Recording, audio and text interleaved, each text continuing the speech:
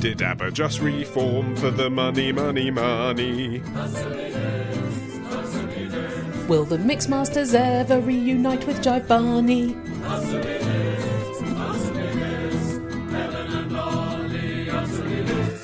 Update on the flavour of the Pringles that I was about to crack into last time we recorded in Taiwan. What? Not mineral water? Well, on the cover of the Pringles, cover? On the cover art, it was Mr. Pringle relaxing in an Ibiza speedboat. Mr. Pringle's Unplugged album. Yeah. On the Pringles, there was a picture of what looks like a bottle of water, in that it's a bottle of clear liquid with no label on it. I then discovered, upon eating, that the Pringles are actually lemonade flavoured. Oh, well, that's no less weird. Like drinking Sprite and eating a Pringle at the same time, but somehow a little more like a full body shudder-inducing flavour than that. Okay, that's disappointing because the idea of a mineral water flavoured anything was hilarious. Yeah. But I think I've still ticked the box on exotic Pringles from around the world, so thank you. Yeah, you're really travelling vicariously through Pringles. Is it too late? I know you're 6 months into your travels already, but is it too late to initiate a thing whereby each country you go to, you try a different exotic flavour of Pringle and report back? Where are you now? We are in Hawaii. Do they do like tuna poke Pringles? I'd eat that. Do you know, I'd kind of eat that, yeah. But still, just because some of the experiences are positive, Martin, that doesn't make it a bad podcast feature, does it? Pringles of the world. Be the My Dad Wrote a Porno of crisp reviews. You know, come late to the party, but just get a big fan base. I mean, you make the second stage sound so easy. They've got to queue up the Pringles for after my podcast, My Dad Made a Sculpture. My Dad Ate a Pringle actually would be a great show. I'd happily listen to Zach just munching his way through Pringles of the world. What is this?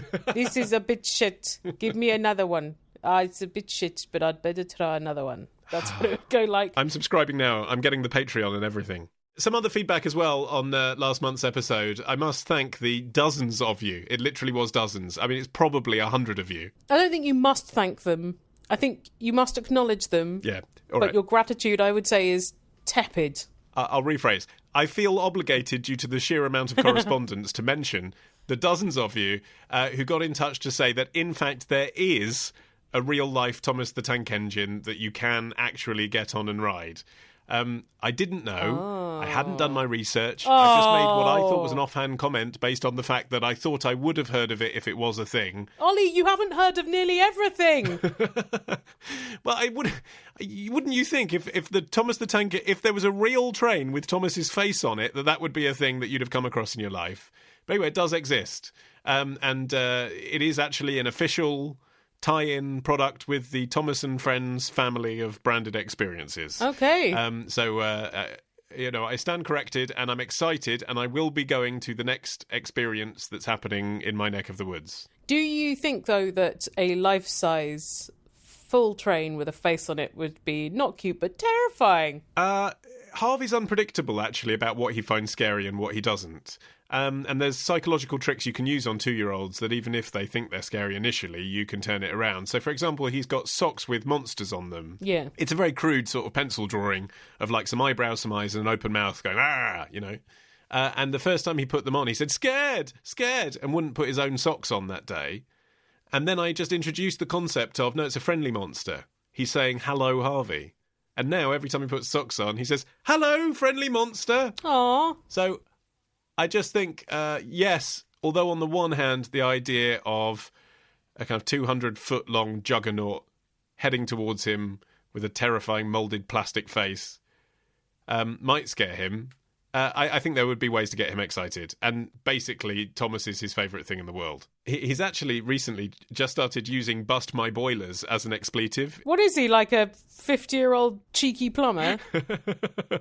So I wouldn't expect you to know this, Helen, but that is what Thomas says when he gets into trouble. Bust my boilers! Right. And Harvey now says it if he drops his water on the floor or something. So it's quite funny because he is using it in place of bollocks. Very promising. Yeah. Royal Wedding is coming up this month, and in commemoration, here is a question about Meghan Markle from Jennifer from Loxley, Alabama, who says, Meghan Markle's picture has been on almost every magazine cover for months.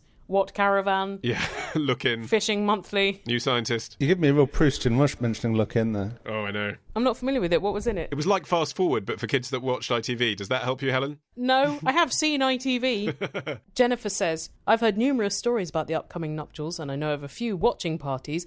This is apparently a very big deal in America. Yeah. I'm wondering if it could be more of a big deal here than it is in England. I think it can. Yes. I guess it's America's first royal wedding since the Wallace-Simpson one. That's true. They've actually got skin in the game, haven't they, this time? Yeah. Yeah, they get excited anyway about royal weddings. I hadn't even really thought of it from an American perspective, but I suppose it is. Yeah, it's actually the Disney princess thing, isn't it? It's one of theirs marrying into a genuine bona fide royal family. Well, Jennifer says, I've been wondering something about this wedding. Ollie, answer me this. Does Meghan have to give up her American citizenship when she marries Harry? And if she keeps her American citizenship, will their children be citizens of both countries? According to the palace, she is going to go through the whole process of becoming a UK citizen and she's not going to have any special privileges. Yeah, right. Like they're going to chuck her out. But anyway, she is going to do it all kosher. So that actually takes a number of years. She would have had to have applied for a family visa as the fiancé of a Brit.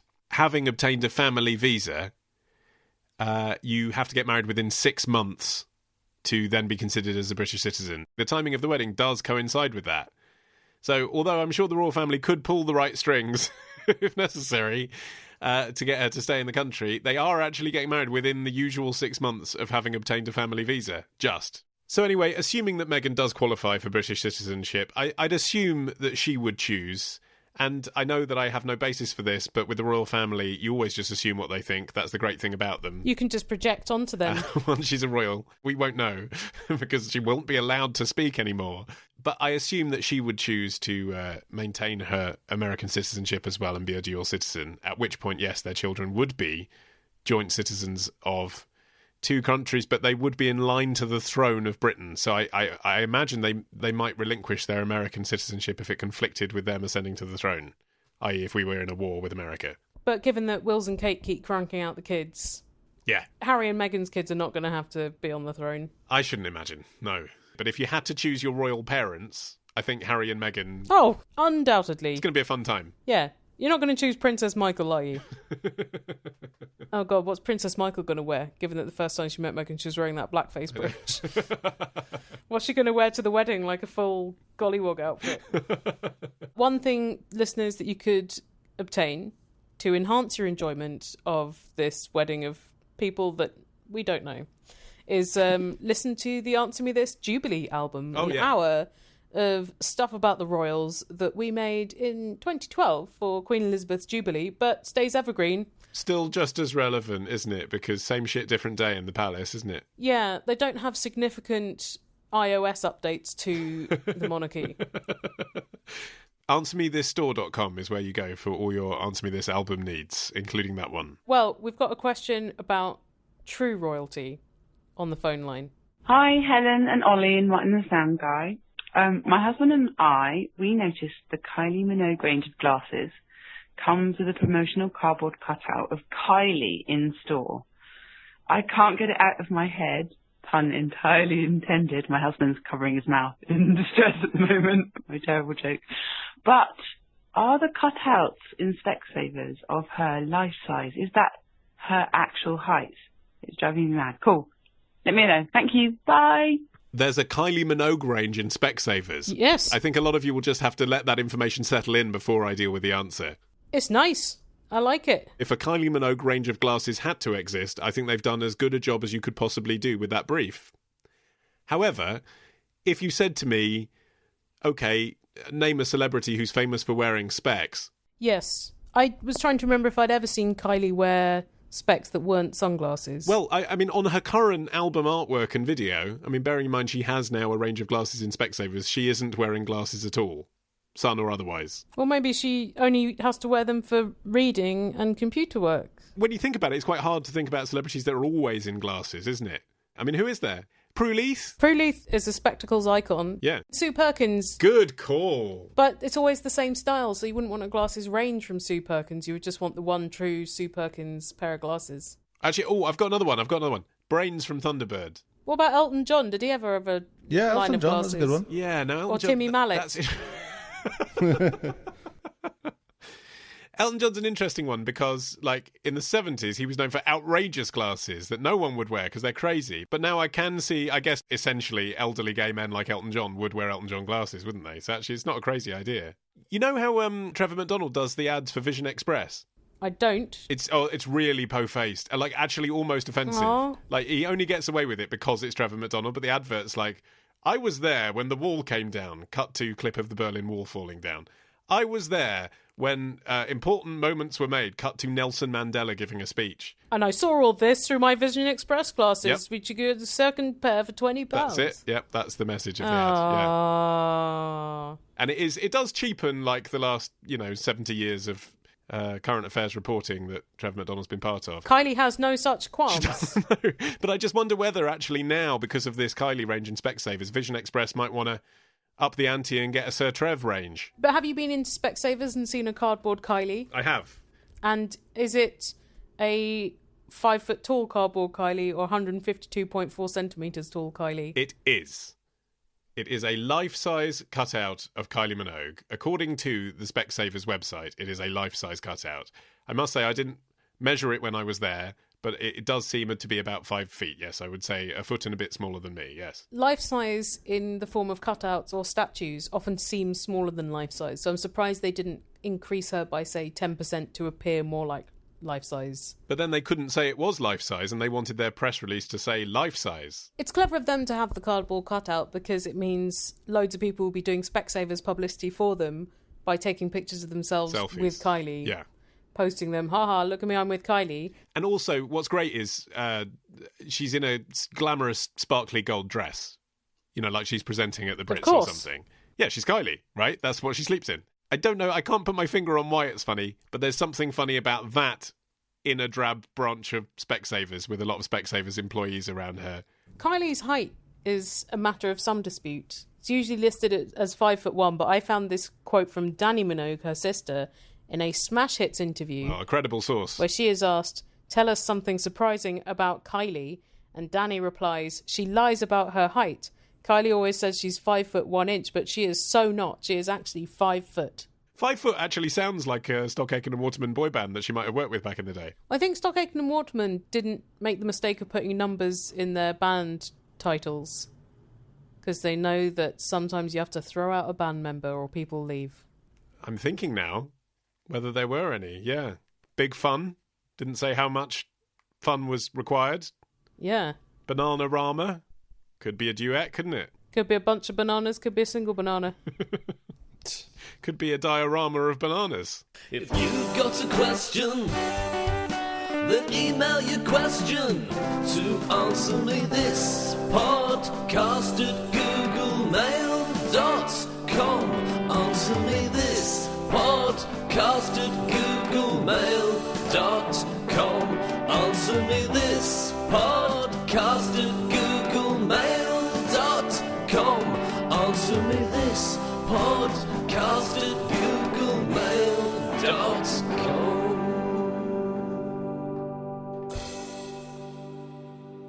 So, retrospectors, what historical events are we ticking off on this week's run of Today in History? On Monday, the anniversary of the day Ozzy Osbourne and a bat came face to face on stage. On Tuesday, we go back to the future with a potted history of the DeLorean.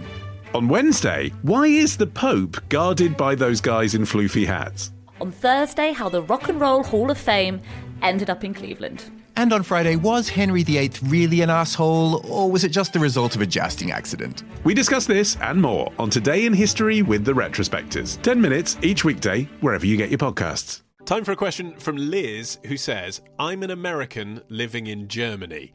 The other day, I was having lunch at work and I was eating some fresh green beans. When she says fresh green beans... I'm picturing like runner beans, string beans, French beans. A slender green bean. That's what I'm imagining, but green beans is not exact. Maybe Liz could have been a bit more specific if what we're doing is critiquing her wording. Yeah. Bearing in mind her question is one of science and gardening, I think she should have been more specific. Bean science. Bean science. Get ready for our bean science question of the month. She says, my colleagues asked if the beans were raw, and I said yes, I picked them from my garden this morning. They were quiet for a beat, and then one of them said, "You can't eat raw green beans. They are poisonous." Goodbye, Liz, forever. Then they went on to list the symptoms, saying that ingesting just 3 raw green beans could give you nausea, terrible stomach pain, and bloody diarrhea. If you do want to eat green beans, they said you have to cook them all the way through until they're no longer crunchy. No longer worth eating. It appears to be Liz's view as well, Helen. Yeah, I don't like a soft bean. No, and I don't like a bloody diarrhea, so what are you going to do? You've got to choose between the two. She says, "I've eaten raw and al dente green beans many times before. I've never had bloody diarrhea." Bloody diarrhea. Bloody diarrhea. I've never bloody had bloody diarrhea. Bloody nonsense. I've asked many Germans about this, and they have almost all said that you can't eat raw green beans. All the North Americans that I've asked, though, have said that they are a great healthy snack. Although, I mean, in America, there are chocolate bars that are marketed that way. So, Helen, answer me this. Which is it? Are green beans different in Europe? Am I building up a dangerous level of toxins in my body and will I die, writhing in agony and cursing green beans? Or is this simply some sort of German old wives' tale? And, in fact, I can keep eating raw green beans and be fine. Well, you evidently are fine from eating the green beans, Liz. So Well, you're talking about beans a lot. Maybe it's affected you a bit. it's not really a representative sample of things that Liz is willing to talk about, Ollie. She's emailed us specifically about green beans. Let's Yeah, not you're judge right, her total discourse on one email. With the one hand, I'm criticising her for not enough detail. On the other hand, I'm saying she's written so much about beans, I worry for her health. I mean, she can't win. When I Googled whether green beans are toxic, because I had never heard of this, Germany did come up a lot as a place that believes green beans are very poisonous and should be boiled to shit just to be safe. So is there a correlation between people that think David Hasselhoff is a singer and people who think it's dangerous to eat raw green beans? Maybe that's the thing, like if you eat the raw green beans, you are a bit poisoned, but you don't think David Hasselhoff is a singer. Yeah, exactly. Which do you want to be? Your colleagues are right, though, that green beans are poisonous. Okay. But they're wrong that eating 3 is likely to kill you. Well, some people are more susceptible, but given that you have proven to yourself, Liz, over years of bean studies administered to yourself, Yeah. you are evidently not especially susceptible to the ill effects of green beans. And also, fresh beans that you've just picked yourself are less toxic than beans that are older or dried. So all beans are a bit toxic. And particularly the dried ones like kidney beans, lima beans. That's why you have to soak them overnight before you can use Is them and then it? cook them. Yeah. Yeah, I always wonder about the soaking thing. Yeah, well, kidney beans can really fuck you up, and lima beans, because like some of them, they've got cyanide in. Soaking and cooking breaks that down. But beans have a protein in them. Couldn't even get like a consensus on what that protein is. People had like a lot of different ideas about what that protein is, but let's say lectin. And that protein can cause you upsets until it is cooked. And the concentration is less in a fresh new bean from Liz's garden. I wonder whether this is something that is particular to German beans, though. I mean, have you found any research that perhaps the beans in Germany are particularly toxic, and that's why Germans are so cautious? No, I don't think it's particular to German beans, but I wonder whether Germany had like a health and safety PSA on television, like Britain used to have about flying kites near pylons. And America and Britain have not had that bean PSA. Or possibly during the war. Because, I don't know how it was in Germany, but in Britain during the Blitz, especially, there was a lot of, grow your own vegetables, do your own bit, potato, peat, all of that, right? Because food's being rationed. I imagine that was the same in the German cities that we were bombing the fuck out of. So maybe there, they were like, don't eat the beans. Cook for yourself, but whatever you do, don't eat. Like maybe it was government advice at some stage when food was short during the war, don't eat the beans, and that stuck around. It's plausible, isn't it? Now, everyone I know that grows vegetables always seems to have absolute fuck tons of green beans. Yeah. And I'm always like, why don't you plant fewer beans? But the reason why the beans have this toxic protein in is to stop them being eaten by animals. So maybe it is just that green beans are a thing to grow in your garden that the animals won't eat, whereas they'll take all of your bok choy and stuff like that.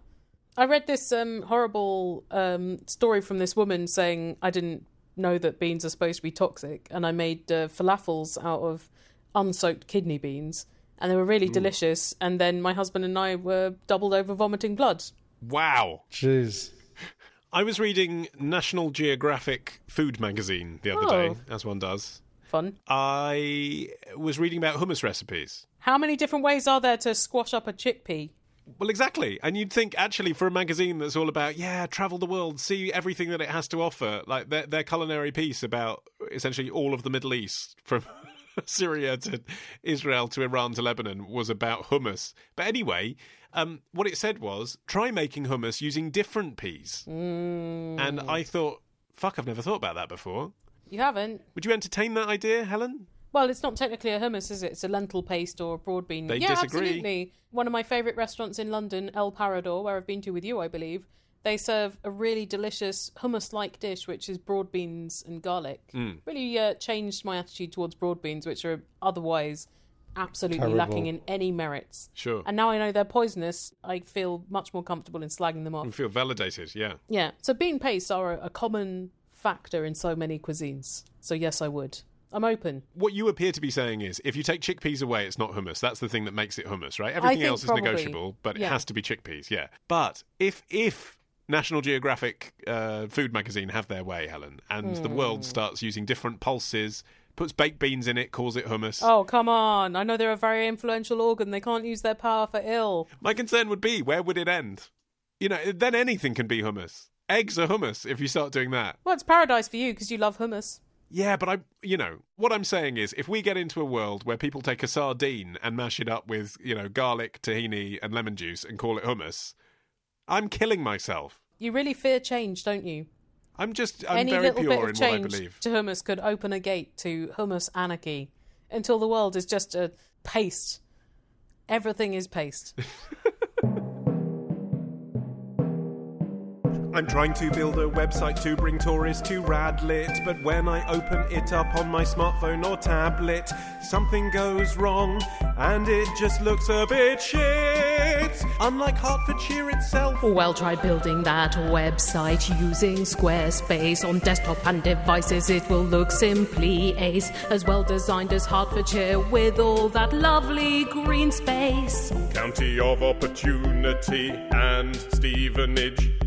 Thank you very much to Squarespace for sponsoring this episode of Answer Me This. Yes, thank you, Squarespace, and your award-winning design templates. Do you know they've won 2 awards this month, Helen? Jeez. They have won... they've won more than 2. They've won 5 across 2 different award ceremonies. They've won 2 Webby Awards and 3 D&D Design Awards. Wow. Is that Dungeons and Dragons thing? Yeah, because if you like D&D, you could set up your D&D website on Squarespace. They've probably got a special template. I'd put my D&D campaign on Squarespace if I had ever played D&D and had a campaign. I bet you've played D&D. I've never played D&D. This surprises me. But maybe with Squarespace I can learn. So if you have an idea for a website, or you'd like to create a website to promote your existing business or whatever you're doing, go to squarespace.com/answer and take out a free trial and play around. Yeah, you can use those award-winning templates for yourself. And you think, this is what it feels like to be award-winning. You can be award-winning by proxy. This is what it feels like to be touched by... greatness. Critical approval. And if you want to keep the website that you've made during that 2-week free trial, then sign up for Squarespace at squarespace.com/answer. And you can get 10% off your first purchase of a website or domain if you use our code ANSWER. Hi, Helen and Ollie. It's Tim from Bath. I've been pondering about the difference between mazes and labyrinths, and after doing some internet searching, found that mazes are polycursal in that they have different routes through them, but labyrinths are unicursal in that there is only one route in and out. So my question is this: when Theseus was going into the labyrinth to fight the Minotaur, why did he need the ball of string? And I guess, more importantly, how did the Minotaur never find its way out? Well, firstly, I think that this distinction between mazes and labyrinths, that in a maze there are several different routes, some of which are incorrect, I think that is a latter-day distinction. Just to justify the fact that we have these 2 words to essentially mean the same thing. In the labyrinth, there may have been a lot of dead ends, and in fact it's been described as there being a lot of false routes, so the string would have been expedient as it would be in what we now call a maze. You know, I remember Theseus and the Minotaur vaguely. Yeah, it's a good story. But many of our listeners won't know this myth, so can you just give us the absolute basic version? The string was to help him get him out of the maze, like Hansel and Gretel's pebbles. Yes, exactly. The Minotaur was the son of King Minos, who I think was a real king, and there are ruins of his palace on Crete, but not a ruin of the labyrinth. King Minos's wife, Pasiphae, fell in love with a bull, like a mythical, glorious bull, and they had sex, and she bore a child. Didn't she hide inside like a wooden cow to pretend to be a cow? Yeah, she tricked the bull into having sex with her, and she gave birth to the Minotaur, a half-human, half-bull. Seriously, and you thought our royal family was weird? From babyhood, the Minotaur was rather vicious and dangerous. Who'd have thunk? Half bull, half boy. They got Daedalus, the famous mythical sculptor, to build a labyrinth to keep him in. Why not just a cage? Like, at that point, I know it's an allegory, but why not just put him in a cage? And also, I was wondering, the mythical Greeks are pretty vicious. They probably wouldn't have that many qualms about killing their own hybrid bull child, especially King Minos, because he was like, wife's cheated on me with a bull, gonna kill the child. Yeah, sacrifice him, put him on the barbecue, bit of entertainment whilst we're watching Sophocles. But instead, kept him in a labyrinth. I mean, forget Theseus and the string. The Minotaur has had nothing to do, really, except find his way out of the maze, and he hasn't. So either it's too difficult or he doesn't want to. And let's think about it. The bull has not been given a human upbringing or education. He's been kept inside a labyrinth. He's not developed problem-solving skills. He's probably not that bright. If it's a hybrid between a cow and a person, presumably his intelligence is somewhere between a cow and a person. Cows are not known for their intelligence and their maze-solving skills. So anyway, you've got this bull in a maze. Due to political chicanery, people have to send King Minos a sacrifice of 7 young men and women for the bull to kill and eat. One of the dispatches includes Theseus, the son of the Greek king Aegeus, and Ariadne, who is Minos' human daughter, not half Frisian or anything. She falls in love with Theseus and she doesn't want him to die being ripped apart in a labyrinth. So she gives him string to find his way out. But maybe Ariadne knows that bulls respond to motion, so perhaps he can't see string that is stationary. And he's distracted trying to kill and eat the humans. But also, there's that thing in mazes where you sort of double up on yourself, don't you? So if a piece of string was following you around, you'd end up, I'd imagine, at some stage going back and seeing 3 bits of string layered on top of each other. You'd have to remember which direction it came in. Yeah, it's not a straightforward way out.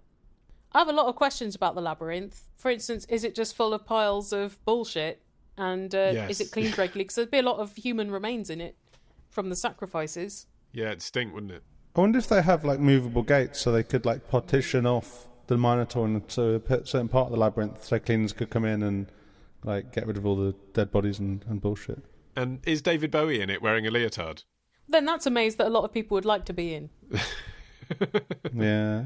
Here's a question from Jeff in Dallas in Texas who says, Helen, answer me this. Why do God Bless America and God Save the Queen have the same music? They don't. I think he means My Country 'Tis of Thee, doesn't he? I think he does. God Bless America is a different song, isn't it? Yes. My country 'tis of thee. Here's a shocker. This tune has been used by, at various points, the Kingdom of Hawaii, Russia, France, Germany, Switzerland, Norway, Sweden, Siam, Liechtenstein, Iceland, and a bunch of other countries for anthems, national, state, or royal. Hold on. So you're saying our national anthem, God Save the Queen, has at one stage been the national anthem of Russia? It's like, you know how Portishead and Tricky had a song based around the same tune, but bigger than that. So is the reason to do with the Empire then? Is it because we Brits went around the world telling people all about our amazing anthem? It's kind of to do with the Empire. Basically what happened was, in 1745, when this tune and the lyrics made their debut, although it's not clear who actually composed the music, it may go back a couple of hundred years before.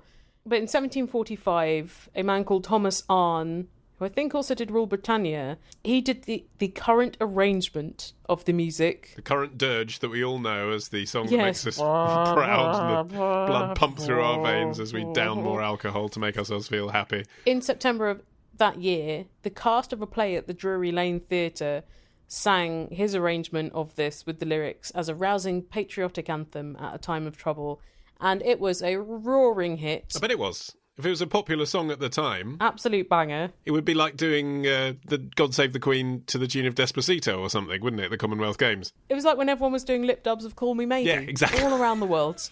And in a year, Call Me Maybe was the official national anthem. Yeah. So it was such a popular smash that other theatres copied it. And then within a year, it was custom to sing it wherever the royals appeared.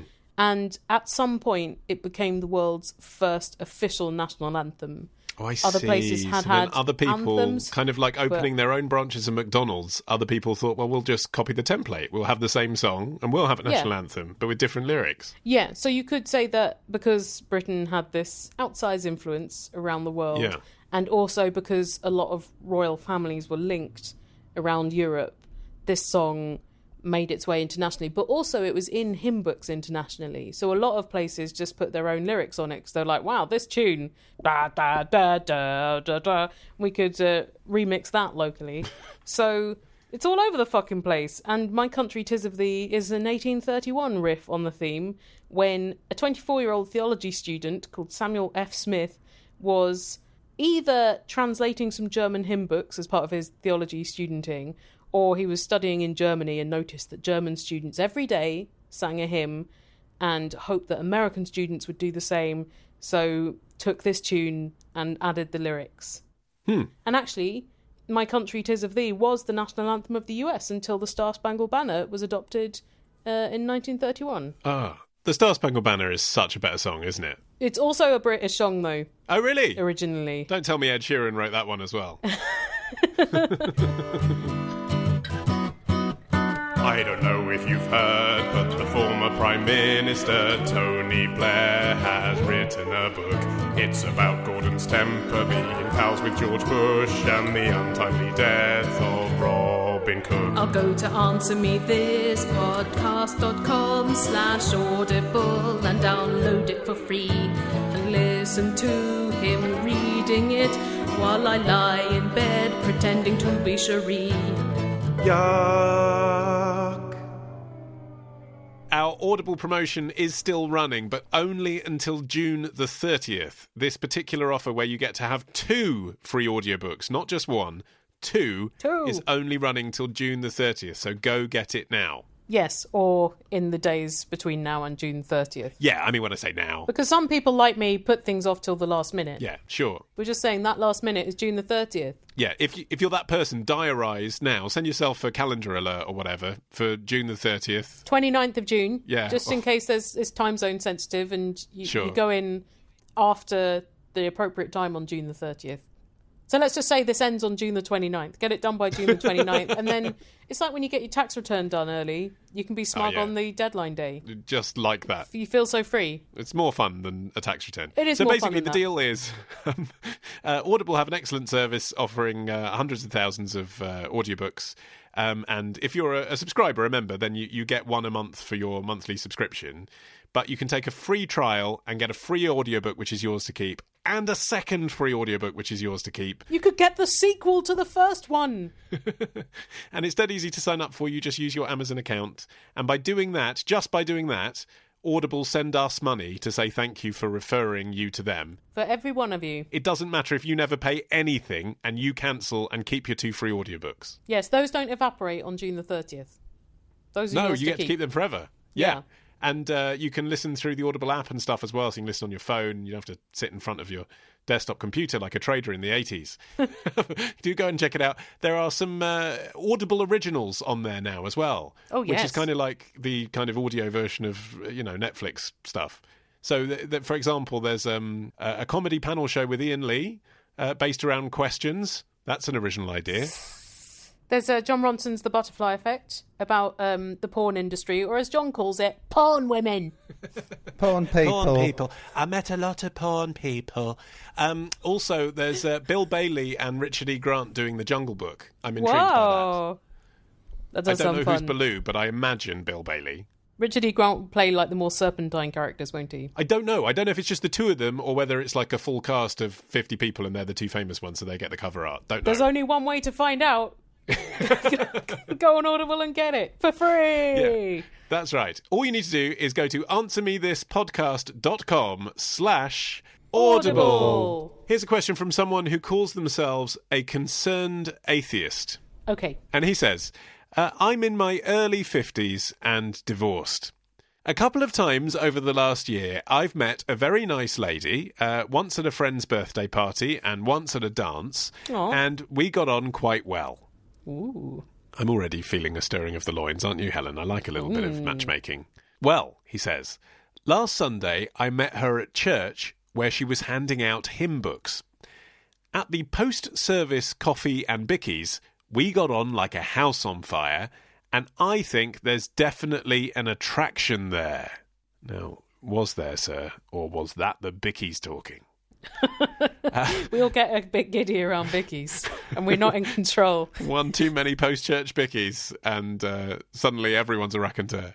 Well, it depends on the bickies. Like if it's good bickies, like a chocolate biscuit, then yes. But if it's a dry biscuit, like a rich tea biscuit, those are supposed to dampen the ardour, like monk's bane.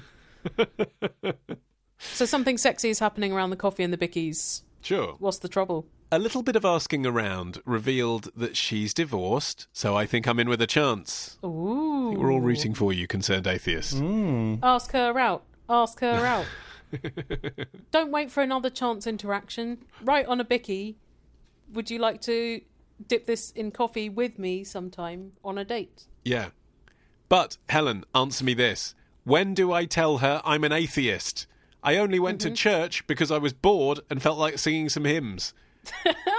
That's the reason why probably quite a lot of people go. I think that's the reason why a lot of self-professed Christians go, exactly. Yeah, because people want the community. Maybe this lady only went because she likes bickies. And also, I mean, you say that you're an atheist, but if you felt comfortable enough to go to church because you were bored and felt like singing some hymns, I'm guessing, I could be wrong, but I'm presuming you are a lapsed Christian or someone who's brought up with a Christian background, now decided to be atheist. To be honest, for most Church of England churches, that's enough. Like, they're going to be happy with that. If you're in the room, you count. Exactly, yeah. Let's not get too deep into the details. Well, to be honest, like, even if you're of another religion, you count, don't you, in Anglicanism? Like, even if you're just, like, you know, a bit Jesus curious, that's fine. Anyway, he continues. The vicar is my mate, and we talk a lot about philosophy and religion, so he knows my position. Interesting. But this nice lady must now assume that I'm a Christian, because why else would someone put on a jacket and tie, go to church, and sing hymns on a Sunday morning? For the free bickies! And to meet women! A concerned atheist continues, I like Christians, and I don't have any problem with them. But should I subtly mention that I'm a non-believer before I ask her out for a date? Or should I wait until we're actually dating? She is awfully pretty. Ask her out! Ask her out! It's a sweet email, isn't it?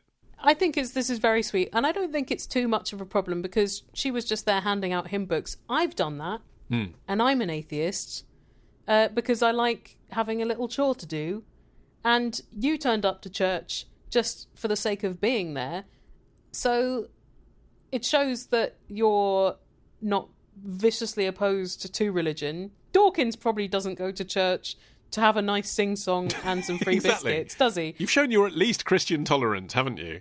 I mean, also, the fact as well that you are friends with the vicar, I mean, drop that in. Like, if she is a big churchgoer, it's like, if you're good enough for the big guy, then you're good enough for her, aren't you? Lots of points for being friends with the vicar. And you're assuming that she's super religious. Maybe for her it's a communal thing as well. Or maybe her religion is compatible with someone who's not religious. Yes. But I think since you've shown that you are open-minded towards her church, it's a decent enough start, right? Like, you don't have to compromise anything. You know, in terms of whether you believe in God and that Jesus was the Son of God, there are Christians who have doubts about that. and still embrace the philosophy of it. So I still think you can bring that up as part of a general kind of conversation without, he's talking as if he has to kind of come out. It's not like that, is it? It's something that can come up when you're ready to talk about it. Also, you're acting like it can never work out if she is Christian and you are an atheist. Totally can. You don't know her beliefs just as she doesn't know yours. So ask her out, and eventually it will come up, because if she is very into the Christianity, she might be like, well, it's 6 a.m, we've got to go for early mass or whatever, I don't know. And you might be like, well, actually, I'm not a staunch believer, but I do enjoy the philosophy and community of it, but I don't need to go. Yeah. It'll come up somehow. The vicar is my friend. He's got his strong beliefs. Just bring it up like that. And also, people are very flattered when someone thinks they're awfully pretty. So I think that will get you a long way. Let us know how it goes. I feel very emotionally invested in you, concerned atheist. Yes, me too. Yes, exactly. I know often listeners don't give us enough detail. Sometimes they give us too much. You've given us just enough. Tantalising amount. To tantalise us and yet inform us. And at the same time, there's lots of unanswered questions.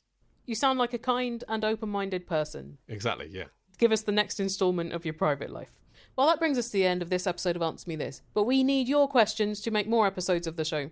You can send us an email.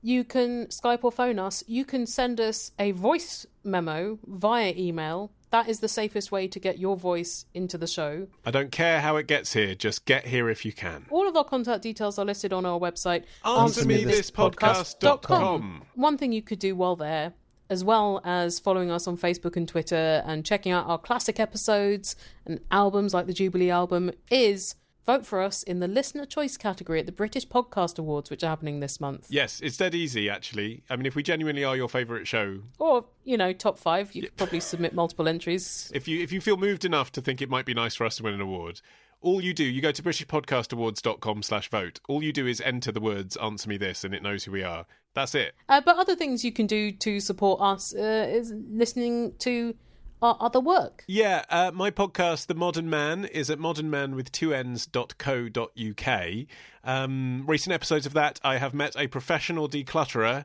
and also a man who makes artificial limbs for babies using a 3D printer. Wow. Yeah, what did you do with your day today?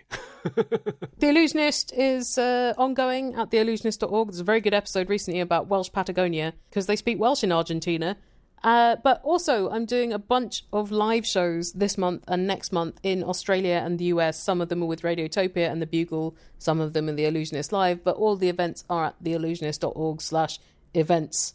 Come along. And Martin, what are you up to? Well, he went on a bike that goes in the sea the other day. That was exciting. But can you listen to a sound recording of that? You can't, but you can listen to a song-by-song podcast in which we talk about every Tom Waits song in chronological order. At the moment, we have guest Jeremy Wormsley, British musician. It's been a lot of fun. Tune in at songbysongpodcast.com.